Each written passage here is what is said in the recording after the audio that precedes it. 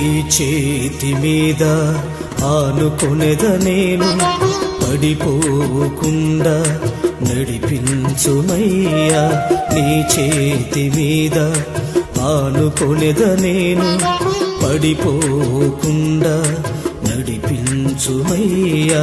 నమ్మదగిన దేవా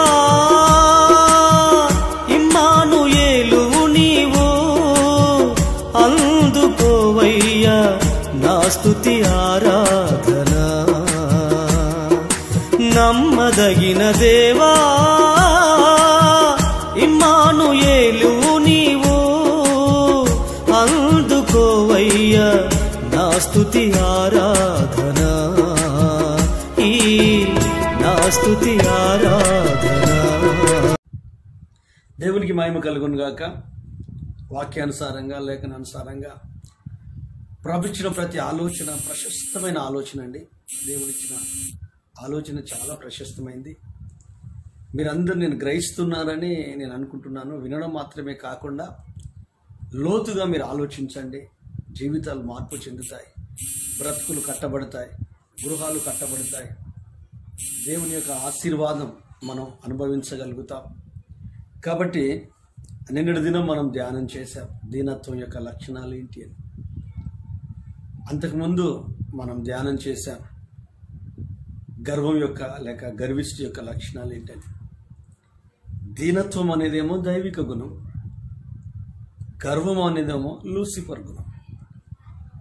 మనుషులమైన మనం ఆయన కృప పొందుకొని ఈ భూమి మీద ఆయన రాకట్లో ఎత్తబడగలగాలి అంటే మన జీవితం రూపాంతరం చెందాలి. రోమా పట్టణానికి పౌలు భక్తుడు ఏమంటాడంటే, మీరు ఈ లోక మర్యాదను అనుసరింపక ఉత్తమమును అనుకూలమునై ఉన్న దేవుని చిత్తమేదో పరీక్షించి తెలుసుకొనున్నట్లు మీ మనసు మారి నూతన మగుట వలన రూపాంతరము పొందుడి. మనసు రూపాంతర పొందనంత వరకు మనం పరలోకానికి వెళ్ళే ఆధిక్యత అవకాశం ఉండదు. సిద్ధపాటు లేకుంటే ఎలా వెళ్తామండి పరలోకానికి? అందుకే ఈ భూమి మీదనే నువ్వు సిద్ధపడాలి ఆయన రాకడ కొరకు. అందుకే దేవుడు తేటగా సామాన్యులకు సైతం, చదువులేని వారికి సైతం అర్థమగునట్లుగా పరిశుద్ధాత్మ దేవుడు నీతో నీ కుటుంబంతో మాట్లాడుతూ ఉన్నారు. హల్లెలూయా. గర్వం కలిగిన వ్యక్తి నిజంగా తాను ఎక్స్పెక్ట్ చేసింది లేక తాను ఊహించింది జరగకపోతే కోపానికి వస్తాడు. ఆ కోపముతో వాడు ఎంత దూరమైనా వెళ్తాడు, దాని కొరకు ఏమైనా చేస్తాడు. అంటే గర్విష్టి ఏం చేస్తాడు? ముందే ఎక్స్పెక్ట్ చేస్తాడు, ముందే ఇలా జరగాలి అని అనుకుంటాడు. తాను అనుకున్నది జరగకపోతే మాత్రం మనస్సాక్షిని చంపుకొని పిచ్చిగా ప్రవర్తిస్తాడు. చూద్దామా? ఆదికాండం 4వ అధ్యాయంలోకి రండి. మరల మొదటి నుండి కొన్ని వచనాలు చదువుకుందాం.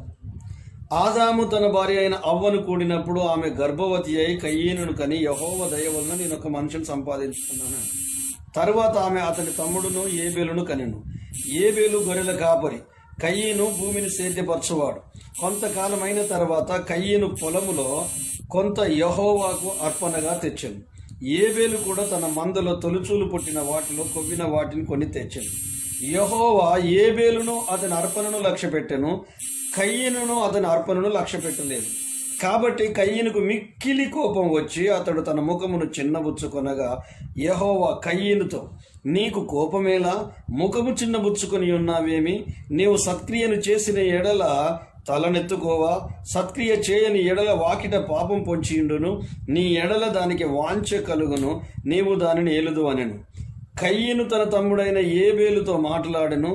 వారు పొలములో ఉన్నప్పుడు కయీను తన తమ్ముడైన ఏబేలు మీద పడి అతనిని చంపెను. గమనించాలి దేవుని బిడ్డలారా, ఈ చదవబడిన వాక్య భాగంలో చాలా జాగ్రత్తగా మీరు వినాలి. ఎందుకంటే ప్రతిదీ అర్థం కావడం కొరకు లేఖనాలలో అంతర్లీనంగా దాగున్న ట్రూత్ను, సత్యాన్ని మీకు జ్ఞాపకం చేయడానికి ప్రభు నాకు కృపనిచ్చారు. ఆ కృపను బట్టి నేను అర్థం చేసుకున్న దాన్ని మీకు దేవుని ఆలోచనతో, పరిశుద్ధాత్మ దేవుని నడిపింపుతో మీకు జ్ఞాపకం చేస్తూ ఉన్నాను. మీరు ప్రార్థన పూర్వకంగా వినగలిగితే దేవుని సహాయంతో ఖచ్చితంగా మీ అంతరంగ జీవితంలో పెను మార్పులు పరిశుద్ధాత్మ దేవుడే తీసుకొని వచ్చి మిమ్మల్ని సిద్ధపరిచి ఆయన రాకడ కొరకి భూమి మీద మిమ్మల్ని ఆయన సిద్ధపరుస్తాడు. కయ్యను ఏం ఎక్స్పెక్ట్ చేశాడంటే, నేను ఇంటికి పెద్దోన్ని, నా బలిని ఆయన అంగీకరిస్తాడు, నాది ఆయన స్వీకరిస్తాడు, నా బలిని నన్ను ఆయన స్వీకరిస్తాడని ముందుగానే ఎక్స్పెక్ట్ చేశాడు. అంటే జీవితం గురించి ఆలోచించట్లేదు ఆయన, మన లైఫ్ను చూస్తాడని ఆలోచించట్లేదు. కానీ నేను ఇంటికి పెద్దవాడిని కనుక, మొట్టమొదట పుట్టిన కుమారుణ్ణి కనుక, నా బలిని నన్ను దేవుడు అంగీకరిస్తాడని ఆశించాడు, అనుకున్నాడు, ఎక్స్పెక్ట్ చేశాడు. తాను అనుకున్నది జరగల, తను ఊహించింది జరగల. అవునండి, గర్విష్టి ముందుగానే ఊహించుకుంటాడు తన గురించి. ఇలా జరగాలి నా జీవితంలో, ఇలా ఉండాలి. అలా ఎదుటి వ్యక్తి ప్రవర్తించకపోతే, అలాగూ ఎదుటిన్న వాళ్ళు అతన్ని ట్రీట్ చేయకపోతే అతనికి కోపం వచ్చేస్తుంది. అవునండి, కోపం ఎందుకు రావాలి? దేవుడు బలిని అంగీకరించినప్పుడు ఏబేలును అంగీకరించాడు, ఏబేలు బలిని అంగీకరించాడు. కయ్యను అంగీకరించలేదు, కయ్యని బలిని అంగీకరించలేదు. అప్పుడు ఏం చేయాలి? మోకాళ్ళ మీద ఉండి నాది ఎక్కడ పొరపాటు జరిగింది, నా మిస్టేక్ ఏంటి, ఆయన నన్ను అంగీకరించకపోవడానికి కారణం ఏంటి, నా బలి స్వీకరించకపోవడానికి కారణం ఏంటి అని దేవుణ్ణి అడిగితే, నాకు అర్థం కావట్లేదు ప్రభువా, నా తమ్ముడు బలిని, నా తమ్ముడిని అంగీకరించావు, లక్ష్య పెట్టావు, నన్ను తృణీకరించావు, నన్ను అంగీకరించలేదు, నన్ను లక్ష్య పెట్టలేదు, నా బలిని స్వీకరించలేదు, నన్ను స్వీకరించలేదు. మరి నీ విధానములో నీవు అనుకున్నట్టు నేను అర్పించలేదా? లోపం ఎక్కడుంది? నా లోపల లోపం చూపించు, నా పొరపాటు నాకు తెలియజేయి, నాకు అర్థం కావట్లేదు అని ప్రభువును అడిగితే ప్రభువు చెప్పడా? ఖచ్చితంగా చెప్పి తీరుతాడు, ఖచ్చితంగా చెప్తాడు. అవునండి, మన లైఫ్లో కొన్ని ఎదురు దెబ్బలు తాకినప్పుడు, పరాభవం ఎదురైనప్పుడు, కొన్ని పరిస్థితులు తారుమారై మనం డిస్కరేజ్మెంట్లోకి వెళ్ళిపోయినప్పుడు, ఓటమి పాలైనప్పుడు, అపజయాల పాలైనప్పుడు అన్నీ ఆపేయాలి. మోకాళ్ళ మీద ఉండి, అయ్యా ఈ ఓటమికి కారణం ఏంటి, ఈ అవమానానికి కారణం ఏంటి, నాకెందుకు ఇలా జరిగింది, నా లోపము నాకు చూపించు, నా పొరపాటు నాకు చూపించు, నా తప్పు నాకు చూపించు అని ప్రభుని అడగాల, దేవుని అడగాల. అడగకపోగా ఏం చేశాడు? కోపాన్ని తెచ్చుకున్నాడు, మొఖం చిన్నబుచ్చుకున్నాడు. ఆ రోజు నుండి నెమ్మది లేదు. నేను చెప్పాను కదా, గర్విష్టికి నెమ్మది ఉండదు, గర్విష్టికి తృప్తి ఉండదు, గర్విష్టి ప్రశాంతంగా ఉండలేడు, ప్రశాంతంగా ఉండలేడు. కాబట్టి ఈరోజు నీ లోపల ప్రశాంతత పోయిందా?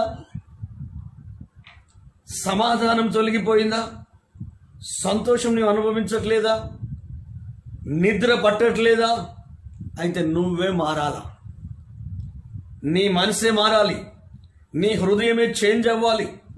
యేసయ్య పాదాలు పట్టుకొని, అయ్యా నేను ఎక్కడ తప్పిపోయాను, ఎక్కడ నాకు లోపం ఉంది, నేను దేని విషయంలో నిన్ను బాధ పెట్టాను, నీ మనసును నొప్పించాను, నా ప్రవర్తన ద్వారా, నా గుణగణాల ద్వారా నేను నిన్ను ఎక్కడెక్కడ బాధ పెట్టానో నాకు నేర్పిస్తే, లేక నాకు తెలియజేస్తే, నాకు గుర్తు చేస్తే నేను సరి చేసుకుంటాను అని దీనత్వంలోకి రాగలగాలి, తగ్గింపులోకి రాగలగాలి. ఏం చేయాలండి? అంగీకరించకపోతే దేవుణ్ణి అడగొచ్చు కదా, అయ్యా నా తమ్ముని బలి అంగీకరించావు, వాణిని అంగీకరించావు, నన్నెందుకు అంగీకరించలేకపోయావు? నేను కూడా బలర్పించాను కదా, నేను కూడా నీ సన్నిధికి వచ్చాను కదా అంటే ప్రభు చెప్పడా అండి? మాట్లాడా? ఆయన రాయి రప్ప చెట్టు పుట్ట కాదు కదా, ఆయన మాట్లాడే దేవుడు కదా, ఆయన మాట్లాడుతాడు కదా. మనోడు కోపంతో ముఖం చిన్నబుచ్చుకున్నాడు.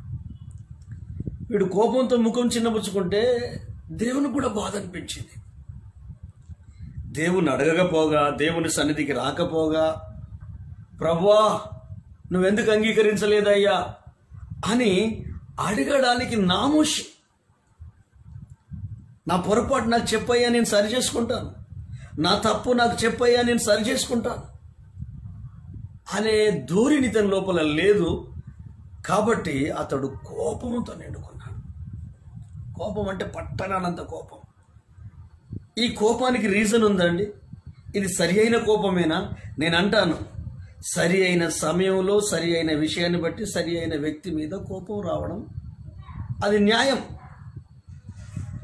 యేసయ్యకు కోపం వచ్చింది ఎప్పుడు?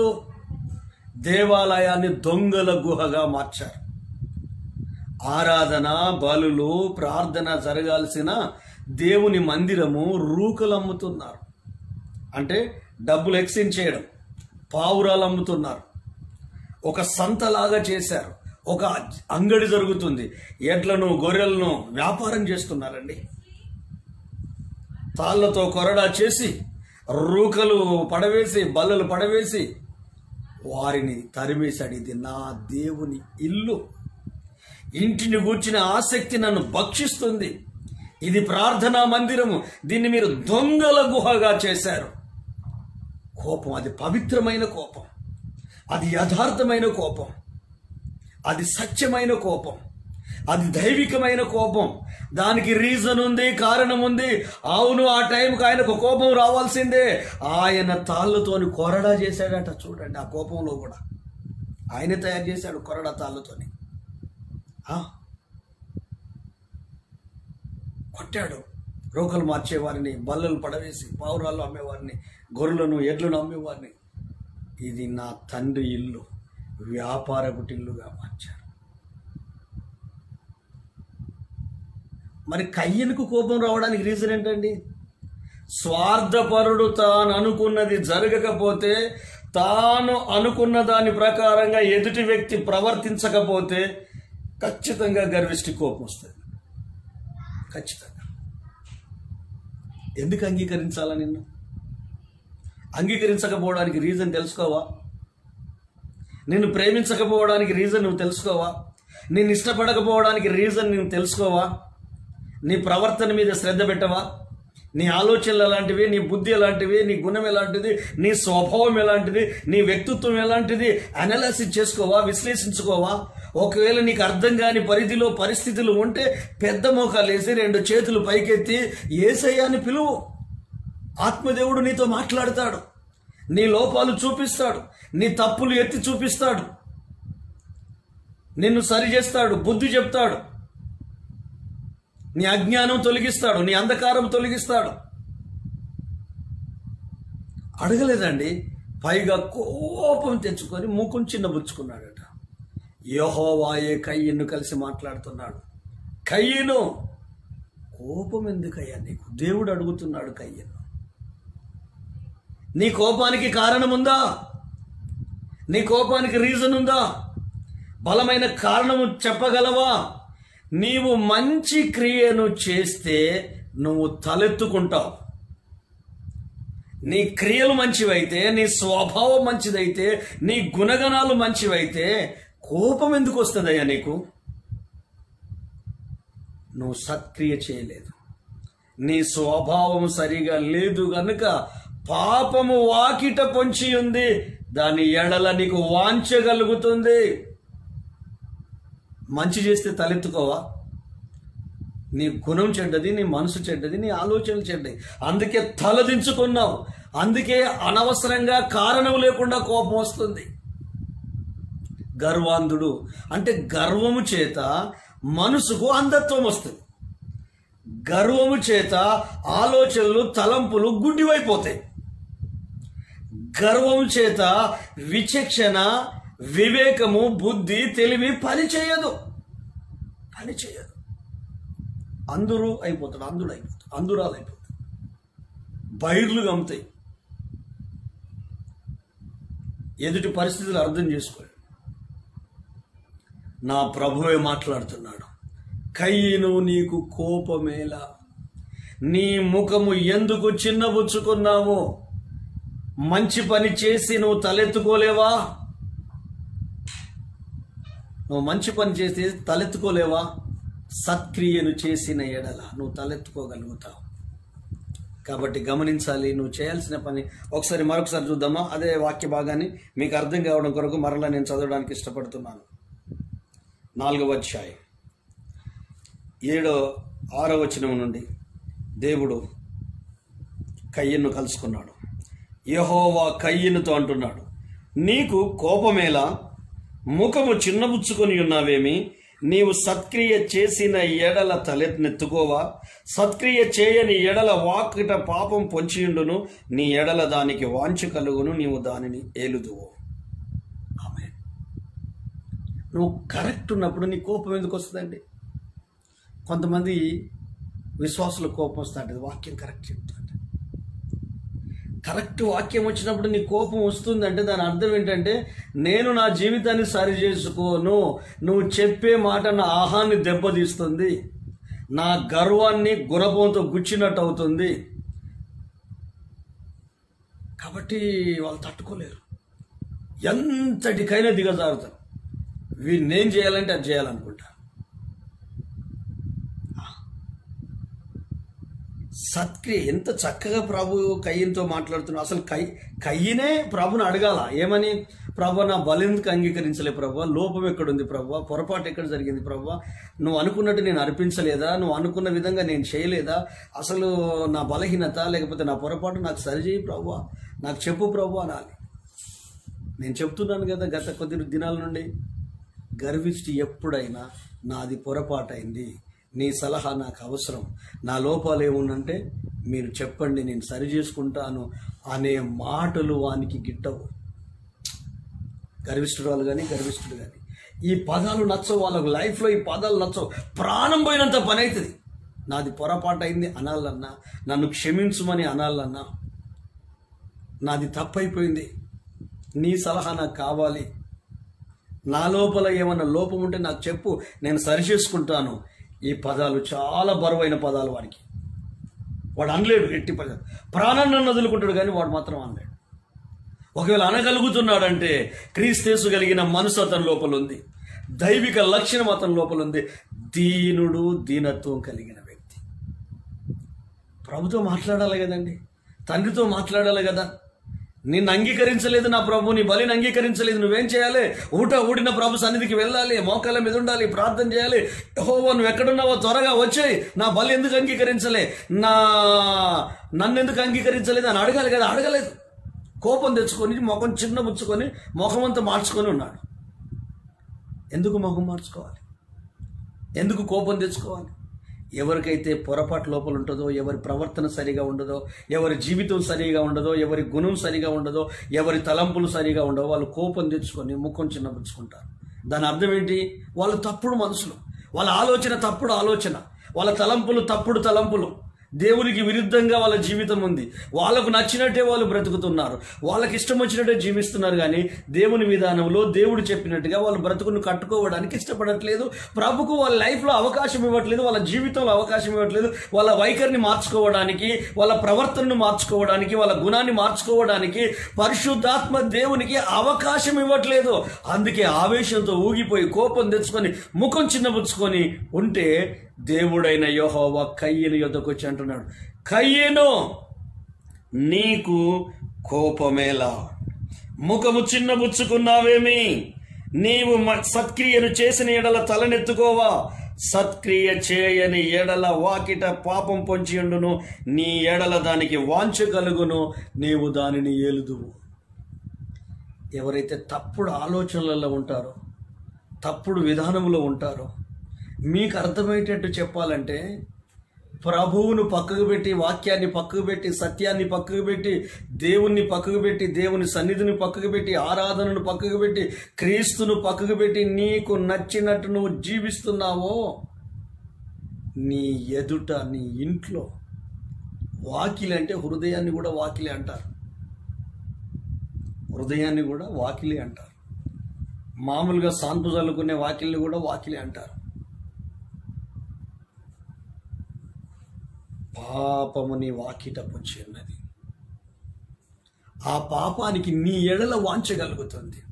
అంటే డెవిలే, దయ్యమే అది లోపలికి వచ్చేస్తుంది. లోపలికి వచ్చేస్తుంది. ఆ దయ్యాన్ని నువ్వు ఆహ్వానించేస్తావు. అప్పుడు నీకేమైపోద్ది? మతి చెడిపోద్ది, బుద్ధి పాడైపోద్ది, జ్ఞానం పాడైపోద్ది, విశ్వాసం సన్నగిల్లుద్ది, భక్తిని పక్కకు పెట్టేస్తావు. నేను విశ్వాసిని, నేను దేవుని బిడ్డను, నేను రక్షించబడ్డాను, నేను దైవజనుని, నేను దైవజనురాలను, నేను సంఘస్థుని, నేను సంఘ పెద్దను, నేను ప్రముఖమైన వ్యక్తిని అన్న విచక్షణ జ్ఞానం కోల్పోయి మూర్ఖంగా, అజ్ఞానంగా, తెలివి తక్కువతనంగా ఒక పిచ్చిదానిలాగా, పిచ్చివాడిలాగా ప్రవర్తిస్తావు. ఎందుకు? ఆల్రెడీ డెవిల్ లోపలికి వచ్చేసింది, దయ్యం లోపలికి వచ్చేసింది. ఆ పాపం అంటే స్పిరిటే, దయ్యమే, అది లోపలికి వచ్చేసింది. లోపలికి వచ్చిన తర్వాత నీవు బుద్ధిహీనుడవు అయిపోతావు, నీవు బుద్ధిహీనురాలు అయిపోతావు, తెలివి తక్కువగా ప్రవర్తిస్తావు, మూర్ఖంగా ప్రవర్తిస్తావు. కయ్యను చేసింది అదే. ప్రభే చెప్పాడు, నోటితో మాట్లాడాడు ప్రభు. యెహోవా మాట్లాడాడు, ఏమని? కయ్యను నీకు కోపమేలా, నీ ముఖమును చిన్నబుచ్చుకున్నావేంటి? నీవు మంచి పని చేస్తే తలనెత్తుకోగలుగుతావు కదా, నువ్వు చెడు పని చేసావు గనుక నీ వాకిట్లో పాపము పొంచి ఉంది, దాని ఎడల నీకు వాంచగలుగుతుంది, నువ్వు ఏలుతావు. అంటే నీ జీవితం బర్బాదైపోతుంది, నీ కుటుంబం సర్వనాశనం అయిపోతుంది, నీ ఇల్లు గుల్లవుతుంది, ఒళ్ళు గుల్లవుతుంది. బీ కేర్ఫుల్ దేవుని సహోదరుడా, సహోదరి, దేవుని దైవ జనాంగమా, పరిశుద్ధ సంఘమా, ప్రభు బిడ్డలారా, ప్రభుకు నచ్చినట్టు నీ జీవితము లేకపోతే సైతానుకు నీ మీద వాంచగలుగుతుంది, అపవాదికి నీ ఎడల ఆశ కలుగుతుంది.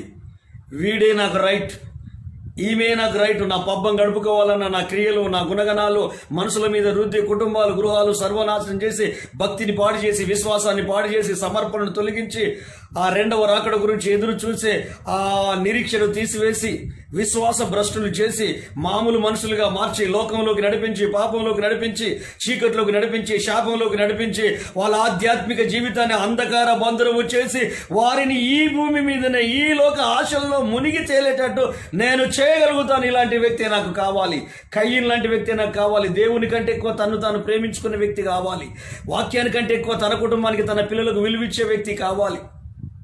అవునండి,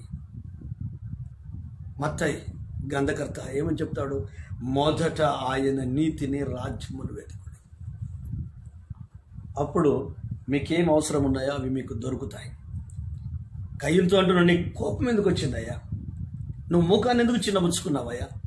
నువ్వు మంచి పని చేస్తే తలెత్తుకుంటావు కదా. నీవు చేసిన చెడు పని అంటే దేవునిని దేవునిగా గౌరవించలేదు, దేవుని విధానాన్ని దేవుని విధానంలో చేయలేదు. అంతరంగం రాంగ్ ఉంది, ఆలోచనలు రాంగ్ ఉన్నాయి, తలంపులు రాంగ్ ఉన్నాయి, బుద్ధి రాంగ్ ఉంది, తప్పుడు విధానంలో ఉంది. వాక్యం వింటున్న సహోదరి, సహోదరుడా, నీ బుద్ధి ఎలా ఉంది? వాక్యానికి విరుద్ధంగా ఉన్నావా? పరిశుద్ధాత్మకు విరుద్ధంగా ఉన్నావా? నీలో ఉన్న క్రీస్తుకు విరుద్ధంగా నీ తలంపులు, నీ ఆలోచనలు ఉన్నాయా? పరిశుద్ధాత్మ దేవుని సన్నిధిని నిర్లక్ష్యం చేస్తున్నావా? సహవాసాన్ని, సంఘాన్ని నువ్వు నిర్లక్ష్యం చేస్తున్నావా? అయితే నీ ఇంటి ముంగిట సాతానుడు పొంచి ఉన్నాడు. సాతాను గుణగణాల ఎడల నీకు వాంచగలుగుతుంది. ఆ తర్వాత నీ జీవితం నీకే అర్థం కాకుండా బర్బాదైపోతుంది. చూడండి 8వ వచనం. కయ్యను తన తమ్ముడైన ఏబేలుతో మాటలాడెను. వారు పొలములో ఉన్నప్పుడు కయ్యను తన తమ్ముడైన ఏబేలు మీద పడి అతనిని చంపెను. నరహత్య, భూమి మీద మొట్టమొదటి నరహత్య. ఎంత డేంజరస్ ఆలోచన వచ్చిందండి కయ్యనుకు. సొంత తమ్ముణ్ణి, ఒక్క తల్లి పిల్లలండి, సొంత తమ్ముణ్ణి చంపాలనుకున్నాడు. నిరపరాధిని చంపు చేతిలో. ఏబేలు ఏం తప్పు చేశాడని పగబెట్టుకున్నావు కయ్యను? ఏబేలు ఏం పొరపాటు చేశాడని అంత కక్షతో ప్రతీకారముతో ఊగిపోయి మెల్లగా మాట్లాడి పొలంలో ఒంటరిగా ఉన్నది చూసి అతని మీద పడి అతన్ని చంపేశావే, రక్తం చిందించావే, నరహత్య చేశావే. నీకు జరిగిన అన్యాయం ఏంటి? కొంతమంది మనుషులండి, విశ్వాసులు కానీ సంఘస్థులు కానీ అసలు పిచ్చిగా ఆలోచిస్తారండి. ఎంత తెలివి తక్కువ వాళ్ళు అంటే, వాళ్ళు దేవునితో సహవాసంలో ఉండే వాళ్ళు కాదు, యోబులాగా అరుణోదయంలో ప్రార్థించే వాళ్ళు కాదు, అబ్రహాములాగా బలిపీఠం కట్టి ప్రభు సన్నిధిలో ఆరాధిస్తూ స్నేహితుడుగా మారిన అనుభవం కలిగిన వాళ్ళు కాదు, దానియేలులాగా రాజుకు కానీ రాజ్యానికి కానీ నష్టము కలగకుండా యథార్థంగా ఉండి ముమ్మారు యెరూషలేము తట్టు కిటికీలు తెరిచి ప్రార్థన అనుభవంలో ఉండి నమ్మకమైన జీవితము జీవించిన వాళ్ళు కాదు. యోసేపులాగా పరలోక దర్శనం పొందుకొని కష్టాలు వచ్చినా, నష్టాలు వచ్చినా, నిందలు వచ్చినా, అవమానం వచ్చినా, అన్యాయం జరిగినా వాటన్నిటిని పట్టించుకోకుండా ప్రభుత్వ ప్రత్యక్ష కొరకు విశ్వాసము కొరకు నిలబడి ఆయన రాకడ కొరకు సిద్ధపడుతూ ఆయన మీదనే ఆధారపడి ఆయన కొరకు జీవించే అనుభవం కలిగిన వాళ్ళు కాదు కనుక వాళ్ళ మైండ్ పనిచేయదు. వీళ్ళ మనసు ఎంత తేటగా పనిచేస్తుందండి. ఆస్తి పోయింది, అంతస్తు పోయింది, పిల్లలు పోయారు, చివరికి భార్య కూడా చనిపోమని సచ్చు సలహా ఇచ్చినా కూడా యోబు మనసు ఎంత తేటగా ఉంది. దానియేలు మీద చెయ్య నేరం మోపి సింహాల బోన్లో వేసే పరిస్థితి వచ్చి ప్రాణాలు పోయే పరిస్థితి వచ్చిన ప్రార్థన ఆపకుండా అలాంటి సిచ్యువేషన్లో తన మనసు ఎంత తేటగా ఉంది. సొంత అన్నలే అమ్ముకొని బాధ పెట్టి ఏ కుటుంబానికి ఆశీర్వాదానికి కారకుడయ్యాడో ఆ కుటుంబంలో యజమానురాలు కటకటాల్లో వెనుకకు నెట్టేసినా కూడా వాటి ఇన్ఫ్లుయెన్స్ తన మైండ్ మీద పడకుండా తేటగా ఉన్నాడు. నీవు అలాగుండాలి సహోదరి. ఓ దైవ జనాంగమా, ఓ పరిశుద్ధ దేవుని బిడ్డలారా, మీ లైఫ్లో ఇలాంటి ఉవ్వెత్తు అనుభవాలు వస్తున్నప్పుడు మీ భక్తి పవిత్రంగా ఉండాలి, మీలో ఉన్న పవర్ శక్తివంతంగా ఉండాలి, మీలో ఉన్న పరిశుద్ధత శక్తివంతంగా ఉండాలి. ప్రభు కొరకే నిలబడాలి, పరిచర్య కొరకే నిలబడాలి, సంఘము కొరకే నిలబడాలి, దేవుని సన్నిధి కొరకే నిలబడాలి, దేవుని వాక్కు కొరకు నిలబడాలి. మంచి మనస్సాక్షి కలిగి ఈ భూమి మీద నిందారహితంగా జీవిస్తూ ఆనోకు వలె దేవునితో పరలోకానికి వెళ్ళే సంసిద్ధతతో ఈ భూమి మీద సిద్ధపడాలి. మరి నీ మైండ్ ఎలా ఉంది? నీ ఆలోచనలు ఎలా ఉన్నాయి? నీ తలంపులు ఎలా ఉన్నాయి? నీ గుణగణాలు ఎలా ఉన్నాయి? కయ్యను చూడు, అతని తలంపులు ఏంటి, అతని ఆలోచన ఏంటి? ఇంటికి పెద్దోడు కదా, ఎంత వివేకం ఉండాలి. తండ్రి తర్వాత తండ్రి అంతటోడు కదా, వ్యవహారం చూసుకోవాలి కదా, బాధ్యతలు వహించాలి కదా. తన సొంత తమ్ముని చంపడానికి చేతులు ఎలా వచ్చాయి? తన సొంత తమ్ముని రక్తం చిందించడానికి చేతులు ఎలా వచ్చాయి? చంపే ముందు ప్రాధేయపడొచ్చు, అన్నయ్య నేనేమన్నాను, అన్నయ్య నన్ను ఎందుకు కొడుతున్నావు, నన్ను ఎందుకు చంపుతున్నావు అని ఎన్నో విధాలుగా గీమాలొచ్చు. క్రూరుడుగా మారిపోయాడు, దుర్మార్గుడుగా మారిపోయాడు. మీకు తెలుసా, ఈ థ్రిల్లర్ మూవీస్ ఎక్కువ ఫారెన్ కంట్రీ వాళ్ళు ఇస్తారు, దయ్యాల సినిమాలు, డెవిల్స్, తర్వాత క్రూరత్వం, భయంకరమైన మర్డర్లు, తల నరకడం, చేతులు నరకడం, అవయవాలన్నీ తినడం. ఒక యవనస్తుడు, అమెరికాలో ఒక యవనస్తుడు, రియల్ సంఘటన ఇది, 24 గంటలు ఇవే పిక్చర్స్ చూసేవాడు, ఇవే సినిమాలు చూసేవాడు. క్రూరమైన దృశ్యాలు, మనుషులు పీక్క తినండి. ఆ డెవిల్ ఏం చేసిందంటే మొత్తం అతను లోపలికి వచ్చేసింది. అవునండి, ఇవి దయ్యాలు, వినాశనాన్ని కలిగించే డెవిల్సే. క్రూరత్వం, ఉన్మాదం, భయంకరమైన కృత్యాలు టీవీలలో, టెలివిజన్లలో చూసి వాని మీద దయ్యం ఉంది. ఏమైందో తెలియదు, కన్న తండ్రిని తల పగులగొట్టి అందులో ఉన్న మెదడును తిన్నాడండి. కోర్టులో ఏంట్రా బాబట్టి ఏమో నాకు తెలియదు, నాకు ఆ తలలో ఉన్న మెదడు తినాలనిపించింది, తిన్నాను నేను. తర్వాత రీసెర్చ్ చేస్తే, పరిశోధన చేస్తే తేలింది ఏంటంటే వీడు 24 గంటలు ఘోరమైన క్రూర కృత్యాలు, ఆ భయంకరమైన మరణాలు కలిగించే ఆ సీరియళ్ళు, సినిమాలు చూసేవాడు. ఆ డెవిల్ లోపలికి వచ్చేసింది. మనడు కూడా బాగా ఆలోచించాడు, నన్ను ఎందుకు దేవుడు అంగీకరించలే, నన్ను ఎందుకు దేవుడు ఇష్టపడలే అని బాధతో, కోపంతో వెర్రెక్కిపోయి పిచ్చోడైపోయి సొంత తమ్మున్నే చంపేంత దుర్మార్గంగా ప్రవర్తించాడు. కారణం వేరే ఏం లేదు, గర్వం. ఏం లేదు. తాను అనుకున్నది జరగకపోతే వానికి పిచ్చి లేస్తుంది, గర్విష్ఠికి. తాను అనుకున్నట్టు ఎదుటి వ్యక్తి ప్రవర్తించకపోతే వాడు ఆవేశంతో ఊగిపోతాడు. ఎన్ని వార్తలు చూడట్లేదు, ఎన్ని న్యూస్ మనం వినట్లేదు. ఆలోచించండి. మొట్టమొదటి నరహత్య.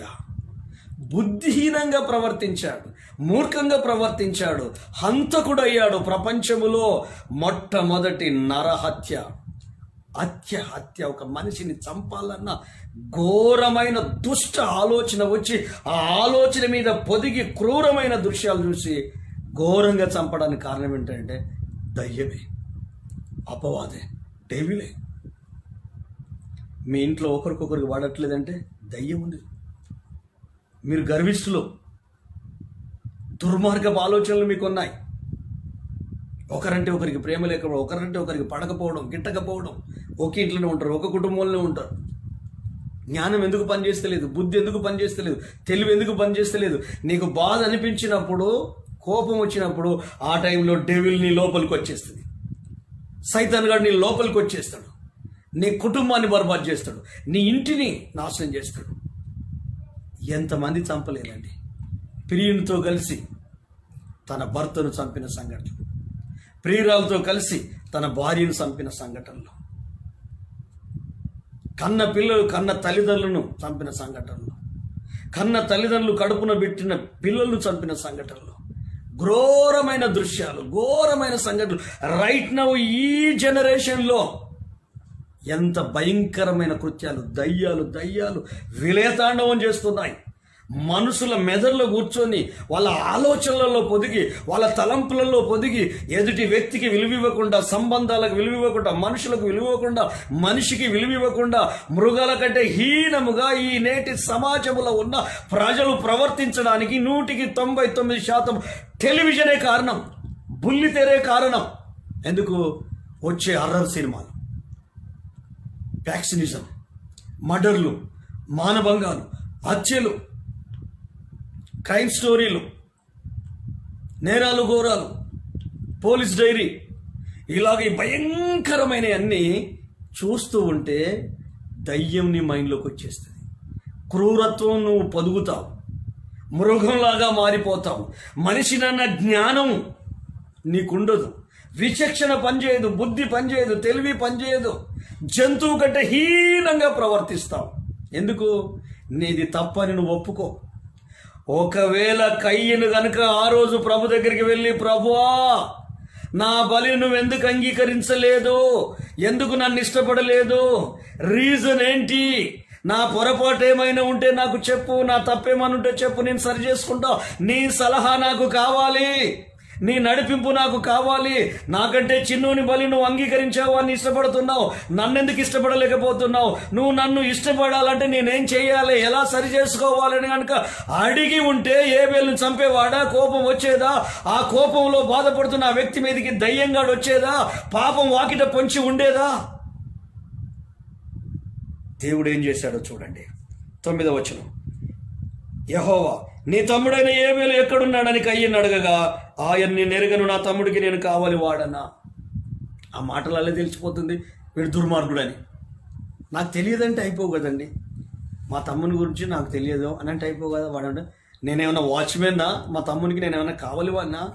మాటలే చెప్తా ఎదుటి వ్యక్తి లోపల ఎంత కోపం ఉందో, ఎంత ఈర్ష్య ఉందో, ఎంత ద్వేషం ఉందో, ఎంత పగ ఉందో.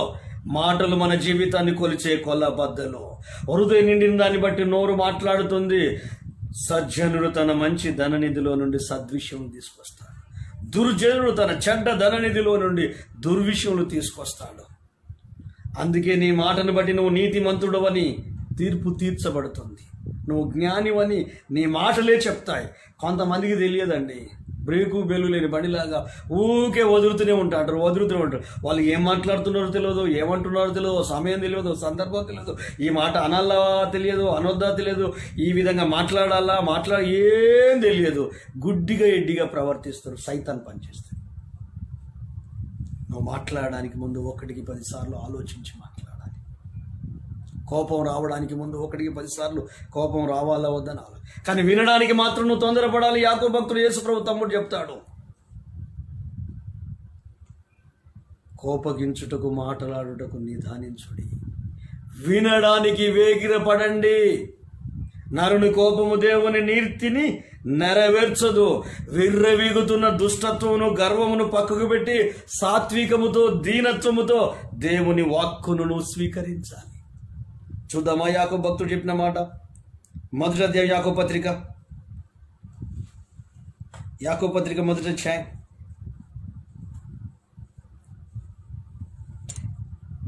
19వ వచనం నుండి, నా ప్రియ సహోదరులారా, మీరు ఈ సంగతి ఎరుగుదురు గనుక ప్రతి మనుష్యుడు వినుటకు వేగిరపడువాడును, మాటలాడుటకు నిదానించువాడును, కోపగించుటకు నిదానించువాడునై ఉండవలెను. ఎందుకనగా నరుని కోపము దేవుని నీతిని నెరవేర్చదు. అందుచేత సమస్త కల్మషమును విర్రవీగుచున్న దుష్టత్వమును మాని లోపల నాటబడి మీ ఆత్మలను రక్షించుటకు శక్తిగల వాక్యమును సాత్వికముతో అంగీకరించుడి. మరలా చదువుతాను వినండి. 19వ వచనం నుండి 21 వరకు. నా ప్రియ సహోదరులారా, మీరు ఈ సంగతి ఎరుగుదురు గనుక ప్రతి మనుష్యుడు అంటే నీవు నేను, ప్రపంచంలో ఉన్న ప్రతి వ్యక్తి, ప్రతి మనుషుడు ఏం చేయాలి? వినుటకు వేగిరపడాలి, మాటలాడుటకు నిదానించాలి, కోపించుటకు నిదానించిన వాడునై ఉండాలి. ఎందుకనగా నరుని కోపము దేవుని నీతిని నెరవేర్చదు. అందుచేత సమస్త కల్మషమును విర్రవీగుచున్న దుష్టత్వమును మాని లోపల నాటబడి మీ ఆత్మలను రక్షించుటకు శక్తి కలిగిన వాక్యమును దీనత్వముతో అంగీకరించాలి. ఎక్కడుందండి కయ్యనికి దీనత్వం? ప్రభుతో ఎట్లా మాట్లాడుతున్నాడు అండి? పెద్దోనితో, దేవునితో ఎలా మాట్లాడుతున్నాడు? అదేనా పద్ధతి? కయ్యను, నీ తమ్ముడు అడిగినప్పుడు నాకు తెలియదయ్యా అనొచ్చు కదా. నేను వాడిని కావాలి వాడినా, నువ్వు నన్ను అడుగుతున్నావేంటి? మా అమ్మ నాన్న అడిగి వాడు ఎక్కడికి చెప్పి వెళ్ళిపోయాడో అన్నట్టుగా మాట్లాడుతున్నాడు. కానీ ప్రభు ఏమంటున్నాడు తెలుసా? రండి, ఆది కాండంలోకి రండి, 4వ వచనంలోకి రండి. ఇప్పుడు చదివి వదిలేసిన భాగం నుండి మనం చదువుదాం. 9వ వచనం. యెహోవా నీ తమ్ముడైన ఏబేలు ఎక్కడున్నాడని కయ్యను అడగగా అతడు, నేను ఎరగను, నా తమ్మునికి నేను కావలి వాడనా అనెను. అప్పుడు ఆయన, నీవు చేసిన పనేమిటి? నీ తమ్ముని రక్తము యొక్క స్వరము నేలలో నుండి నాకు మొరపెట్టుచున్నది. కావున నీ తమ్ముని రక్తము నీ చేతిలో నుండి పుచ్చుకొనుటకు నోరు తెరిచిన ఈ నేల మీద ఉండకుండా నీవు శపింపబడినవాడు. నీవు నేలను సేద్యపరిచినప్పుడు అది నీకు సారం ఇవ్వదు, ఇక మీదట నీకు ఇయ్యదు. నీవు భూమి మీద దిగులు పడుతూ దేశ దిమ్మరువై యుందువా నేను. అందుకు కయ్యను, నా దోష శిక్ష నేను భరింపలేనంత గొప్పది. నేడు ఈ ప్రదేశం నుండి నన్ను వెళ్ళగొడుతివి, నీ సన్నిధికి రాకుండా వెలివేయబడి దిగులు పడుచున్నాను. భూమి మీద దేశ దిమ్మరున యుందును, కావున నన్ను కనుగొని వాడు నన్ను చంపునని యెహోవాతో అనగా, అందుకు యెహోవా అతనిని బట్టి అతనితో, కాబట్టి ఎవడును కయ్యను చంపిన ఎడల వానికి ప్రతిదండన 7 అంతలు కలుగునని, మరియు ఎవడైనను కయ్యను కనుగొని అతన్ని చంపక ఉండినట్లు యెహోవా అతనికి ఒక గుర్తు వేశాడు. డేంజరస్ గుర్తు, అపాయము అని ఉంటుంది చూడండి, మనిషి పుర్రెబొమ్మ, అలాంటి గుర్తు ఒకటి కయ్యనికి వేశాడు. కయ్యన్తో మాట్లాడాడు. ఏమని మాట్లాడాడు? కయ్యను, నీ చేతులతో అతి దారుణంగా, కిరాతకంగా నీ తమ్ముని నువ్వు చంపావు. నువ్వు మనిషివయ్యా, నీ మనసు పనిచేయలేదా? నీ హృదయం పనిచేయలేదా? నీ ఆలోచనలు పనిచేయలేదా? ఒక మృగంలాగా ఎందుకు మారిపోయావు? ఒక జంతువులాగా కర్కోశంగా, కఠినంగా, పాషాణ గుండెగా ఎందుకు మారిపోయి నీ తమ్ముని రక్తాన్ని చిందించావు? రక్తం అంటే ప్రాణం మాట్లాడుతుంది. నీ చేతిలో నుండి భూమిలో పడిపోయిన ఆ రక్తము నాకు మొరపెట్టింది, నన్ను కయ్యనే చంపాడని. ఎందుకు అబద్ధపడుతున్నావు? నీవు శపింపబడతావు. ఈ భూమి మీద సక్సెస్ అనేది నీకు ఉండదు, స్థిరంగానే ఉండవు. దేశ దిమ్మరు అయిపోతావు. భూమి మీద తిరుగుతూనే ఉండే ఒక్క దగ్గర నీకు నిలకడ ఉండదు. కానీ ఈ రోజులలో కూడా చాలా మంది దేశ దిమ్మరులు ఉన్నాడు. ఈ సంఘం వదిలిపెట్టి ఇంకో సంఘం, ఇంకో సంఘం వదిలిపెట్టి ఇంకో సంఘం, ఇంకో సంఘం వదిలిపెట్టి వీళ్ళు శపింపబడిన వాళ్ళండి. వీళ్ళ మీద శాపం ఉందండి. ఇలాంటి వాళ్ళని కలుసుకోకండి మీరు. ఆ శాపం మీ మీదకి కూడా వస్తుంది. వీళ్ళు మందిరానికి వ్యతిరేకంగా మాట్లాడతారు, సంఘానికి వ్యతిరేకంగా మాట్లాడతారు, సహవాసానికి వ్యతిరేకంగా మాట్లాడతారు, సేవకులకు వ్యతిరేకంగా మాట్లాడతారు. ఎక్కడికి ఏ చర్చికి అయితే వాళ్ళు వెళ్తున్నారో ఆ చర్చికే వ్యతిరేకంగా మాట్లాడతారు. ఏ సేవకుడి నోటి నుండి వాక్యం వింటున్నారో ఆ సేవకుడికే వ్యతిరేకంగా మాట్లాడతారు. అంత మాత్రమే కాకుండా వీళ్ళు సంఘాలు విడిచి అనేక సంఘాలు తిరుగుతారు, అనేక మంది దగ్గరికి వెళ్తారు. వీళ్ళెవరు గర్విష్ఠులు, వీళ్ళెవరు మతి చెడినోళ్ళు, వీళ్ళెవరు అజ్ఞానులు, వీళ్ళెవరు మూర్ఖులు, వీళ్ళెవరు పశువు కంటే హీనులు.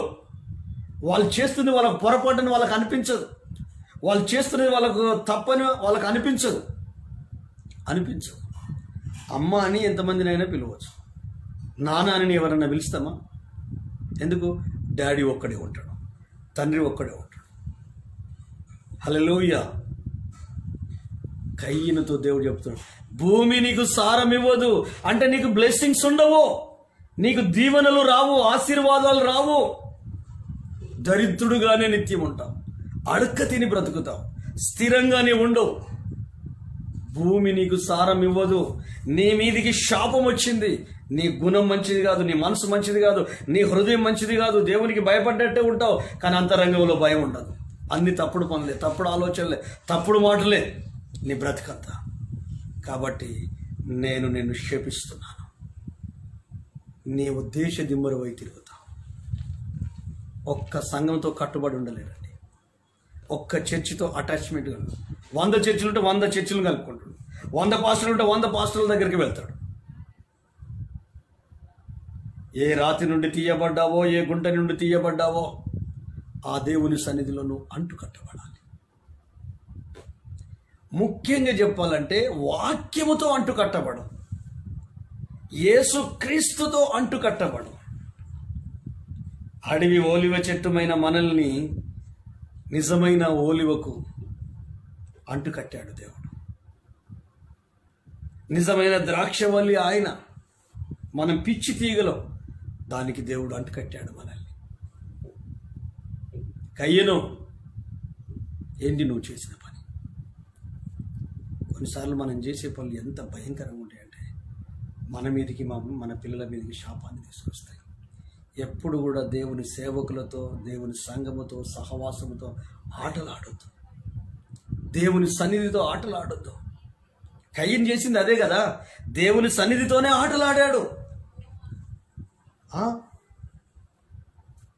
ఆటలాడొద్దు, నిర్లక్ష్య వైఖరి పనికిరాదు. అలాగూ ఆటలాడిన కుటుంబాలను ఒక్కసారి ఈ సమయంలో మీరు గుర్తు చేసుకోండి.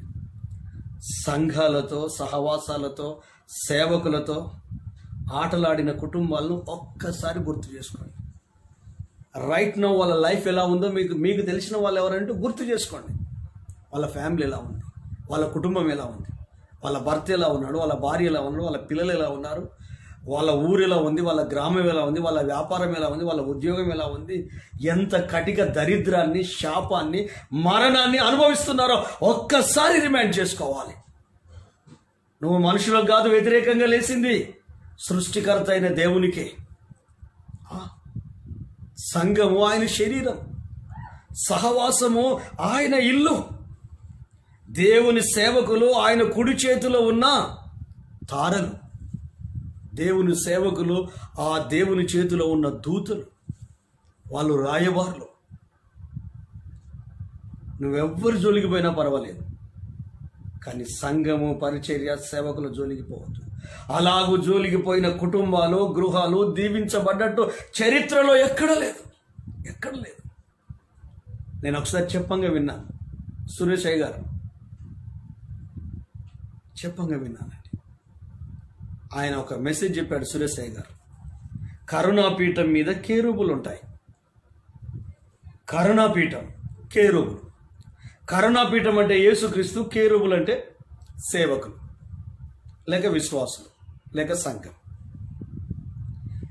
బలిపీఠమును అది కర్ణాపీఠమును కదిలించిన కేరూబులు కదులుతాయి, కేరూబులను కదిలించిన కర్ణాపీఠం కదులుతుంది. అంటే సంఘాన్ని కదిలిస్తే దేవుణ్ణి కదిలించినట్టు, దేవుణ్ణి కదిలించినా కూడా సంఘం కదిలినాడు. అంటే సేవకుల్ని కదిలించిన కర్ణాపీఠం కదులుతుంది, కర్ణాపీఠం మీద కేరూబులను కదిలించిన కర్ణాపీఠం కదులుతుంది. అంటే నువ్వు కర్ణాపీఠంకు వ్యతిరేకంగా లేచిన కేరూబులు కదులుతాయి, కేరూబులకు వ్యతిరేకంగా లేచిన కర్ణాపీఠం కదులుతుంది. ఒకసారి ఒక మతోన్మాది దుర్మార్గుడు మూర్ఖుడు సురేషయ్య గారిని వచ్చి 2 కాళ్ళతో ఎగిరితాన్నాడటండి. 2 కాళ్ళతో ఎగిరితాడు. ఏమనలే, ప్రభుని స్తుతించాడు. కానీ ఆ తర్వాత 1 మంత్ తిరగక ముందుకే వాని 2 కాళ్ళు తీసేయాల్సి వచ్చింది. యాక్సిడెంట్లో పోయాయో ఎట్లా పోయాయో తెలియదు, పూర్తి వివరణ తెలియదు, కానీ 2 కాళ్ళు పోయాయి. ఇంకొక దైవజనుడు వాక్యం చెప్తున్నానండి. సభలో ఒక యవనస్తుడు పరిగెత్తుకొని వచ్చేసి, ఆయన ఒక కండువ భుజాన మీద ఉంది, ఆ కండువ పట్టుకొని ఆ మెడలు పట్టుకొని ఆ స్టేజ్ నుంచి లాక్కొచ్చారండి దైవజనుడిని. వరంగల్లో జరిగింది ఇది, ఊరు పేరు ఎందుకు కానీ లాక్కొచ్చేసి. ఆ తర్వాత ఏమైంది తెలుసా? ఆ వ్యక్తి కట్టెలు కొడుతుంటే గొడ్డలు వచ్చి తాకి సడన్ డెత్. ఇవేవో నేను భయపెట్టడానికి చెప్పట్లేదు సుమా, భయపెట్టడానికి చెప్పట్లేదు సుమా. సమూయేలు సౌలుతో ఏమంటాడు? ఓ రాజా, నీవు మనుషులకు వ్యతిరేకంగా పాపం చేస్తే నేను దేవుని పాదాలు పట్టుకొని వేడుకొని అయ్యా కరుణించు కనికరించు అని చెప్తున్నాను. కానీ నువ్వు దేవునికే వ్యతిరేకంగా చేస్తే నేను ఎవరికి మొరపెట్టాలి, ఎవరికి ప్రార్థన చేయాలి?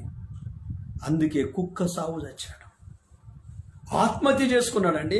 శత్రువు చేత చంపబడ్డాడు.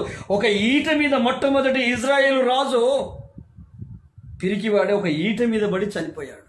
ఊపిరి పోకపోతే అమాలేకుని అన్నాడు, ఒరే నా ప్రాణం తీరా బాబు అంటే తల తెగ నరికాడు. కానీ తనను చంపాలని బ్రతికిన నాళ్ళు వెంటబడ్డాడే సౌలు దావీదును చంపాలని. దావీదుకి ఈ వార్త సంతోషాన్ని ఇస్తుంది కావచ్చని వాడొచ్చి చెప్తున్నాడు, అయ్యా నీ ప్రాణాలు తీయాలని నిన్ను రాత్రింబవల్లో నిద్రపోకుండా చేశాడని ప్రాణశత్రువు సౌలును నేను చంపేశాను. ఈట మీద పడ్డాడు, ప్రాణం పోతలేదు, నాకు సాయం చేయమంటే తల తెగ నరికానంటే వెంటనే పక్కనున్న సేవకుని చూసి, ఒరే నీ మాటకు నీవే ఉత్తరవాదివి, యెహోవా అభిషేకించిన వానికి నువ్వు ఎలా భయపడలేదు? నేను సౌలును చంపలేక పారిపోయానా? నా మీద అభిషేకం లేదా? గొల్యాతును చంపినోడిని సౌలును చంపలేదా? ఎలుగుబంటును చంపినోడిని, సింహాన్ని నోట నుండి గొర్రె పిల్లలు విడిపించిన వాడిని సౌలు నేను చంపలేనా? చేతగాని వాడినా? నాకు బలము శక్తి లేదా? కానీ అభిషేకానికి విలువిచ్చాను. అతని గుణాన్ని, అతని వ్యక్తిత్వాన్ని, అతని శత్రుత్వాన్ని, అతని మీద ఉన్న దయ్యాన్ని నేను చూడలేదు. కానీ అతడు దేవుడు అభిషేకించిన రాజు, అతని మీద ఉన్న అభిషేకానికి విలువిచ్చే నేను చంపలేదురా బాబు. నేను చంపాలంటే ఒక్క రాత్రి చాలు, ఒక్క టైం చాలు. నన్ను అందరూ ఒత్తిడి చేస్తే బలవంతంగా మనసు చంపుకొని ఆ కొంగు, ఆ వస్త్రపు చెంగు కోసుకొని వచ్చి చాలా బాధపడ్డాను. నువ్వెందుకు భయపడలేదురా దరిద్రుడా? నీ ప్రాణం మీదకి నీవే తెచ్చుకున్నావు, నీ మాటకు నీవే ఉత్తరవాది అని పక్కన సేవకు చెప్ప. అప్పుడప్పుడే వాని తలను శిరచ్ఛేదనం చేశాడు. ఎవరు? దావీదు. అది పౌరుషం, ఆత్మీయ పౌరుషం, అది దైవిక జ్ఞానం, అది అభిషేకంలో ఉన్న ఆశీర్వాదం. మరి నీ అభిషేకం ఏం చేస్తుంది? నువ్వు పొందుకున్న రక్షణ ఏం చేస్తుంది? ఆత్మీయ అనుభవంలో ఎలా ఉన్నావు నీవు? భయపడు, మారు మనసు పొందు, పశ్చాత్తాపడు. దేవుని ఉగ్రత నీ మీదికి, నీ కుటుంబం మీదికి, నీ పిల్లల మీదికి, నీ గృహం మీదికి, నీ ఇంటి మీదికి రాకముందే దేవుని సన్నిధిలో క్షమాపణ పొందుకోవాలి. కయ్యను, నువ్వు ఏ పని చేసినా ఓడిపోతావు. బర్కత్ ఉండదు, ఆశీర్వాదం ఉండదు, దీవెన ఉండదు. భూమి నీకు సారం ఇవ్వదు. నువ్వు అడక తిని బ్రతకాలి. ఈ గ్రామం, ఆ గ్రామం, ఆ పల్లె, ఈ పల్లె, ఈ పల్లె, ఈ పల్లె అని మొత్తం పట్టణాలు తిరుగుకుంటూ బ్రతకాలి. దైవ జనాంగమా, నువ్వు సంఘాలు చేంజ్ చేసుకుంటూ బ్రతుకుతున్నావా? స్థిరపడు. నేను మొట్టమొదలు హిందూ, ఆ తర్వాత బ్యాప్టిస్ట్ అనుభవం నుండి క్యాథలిక్ అనుభవంలోకి వెళ్ళాను. క్యాథలిక్ అనుభవంలో నుండి సంపూర్ణ సువార్త బైబిల్లో ఫుల్ గాస్పుల్ విని మనసును మార్చుకొని బాప్తిసం పొందా. ఆ తర్వాత స్థిరపడ్డా. ఎన్ని సంఘాలు మారుతాం, ఎంతమంది పాస్టర్లను పిలిపించుకుంటాం, ఎన్ని ప్రాంతాలకు వెళ్తాం. నీ ఇంటిని సరి చేసుకో, నీ కుటుంబాన్ని సరి చేసుకో. నీ మీదికి, నీ కుటుంబం మీదికి, నీ పిల్లల మీదికి దేవుని శాపం రాకూడదు సుమా, రాకూడదు. అందుకే నువ్వేం చేయాలి? సంఘానికి, సంఘ నాయకులకు సింగిల్ థాట్, ఒక సింగిల్ మాట కూడా వారికి వ్యతిరేకంగా మాట్లాడదు. నీకే ప్రమాదం మాట్లాడితే, నీకే నష్టం. దేవుడు వాళ్ళ సంగతి చూసుకుంటాడు, దేవుని సేవకుల సంగతి దేవుడు చూసుకుంటాడు. కానీ నీవు సంఘానికి, సహవాసానికి, పరిచర్యకు, ప్రార్థనకు, ప్రభు బిడ్డలకు, దేవుని కుటుంబాలకు, దేవుని గృహాలకు, విశ్వాసులకు నీవు విరుద్ధంగా ప్రవర్తించొద్దు, విరుద్ధంగా ఆలోచించొద్దు. వాళ్ళు ఎవరు తెలుసా? యేసయ్య కనుగుడ్డు. వాళ్ళు నా సొత్తు. మిమ్ము ముట్టిన వాడు నా కనుగుడ్డును ముట్టినట్టు. ప్రార్థి